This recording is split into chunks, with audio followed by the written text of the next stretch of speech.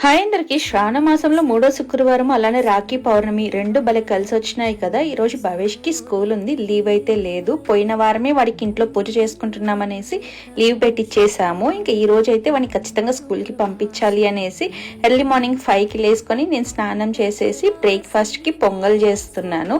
First అమ్మవారికి ప్రసాదంగా వేరేది చెయ్యాలి అనుకున్నాను, దాని తర్వాత నాకు గుర్తొచ్చింది మేము గుడికి వెళ్ళినప్పుడు ఇలాంటి పొంగల్ అయితే ప్రసాదంగా ఇచ్చేవాళ్ళు. మనం ఇదే ఎందుకు అమ్మవారికి నైవేద్యంగా పెట్టకూడదు అనేసి ఫస్ట్ ఒక బౌల్లో సపరేట్ గా తీసి పెట్టుకున్నాను. భవేష్ స్నానం చేసి రాగానే ఇంకా వాడికి తినిపించేదానికి అయితే తీసుకున్నాను.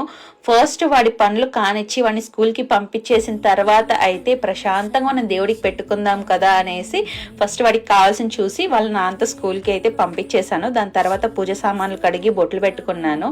అలానే అమ్మవారికి పూలు పెట్టుకొని నేను చేసిన నైవేద్యాన్ని అయితే దేవుడి ముందర పెట్టి ప్రశాంతంగా దేవుడు మొక్కుకున్నాను. ఇలాగైతే నా 3వ శుక్రవారం కంప్లీట్ అయింది. ఇలాంటి వీడియోస్ కోసం థింగ్స్ ఇన్స్పైర్ తెలుగు ఛానల్ ని సబ్స్క్రైబ్ చేసుకోండి. వీడియో నచ్చితే లైక్ చేయండి, షేర్ చేయండి, కమెంట్ చేయండి. Thanks for watching. బాయ్.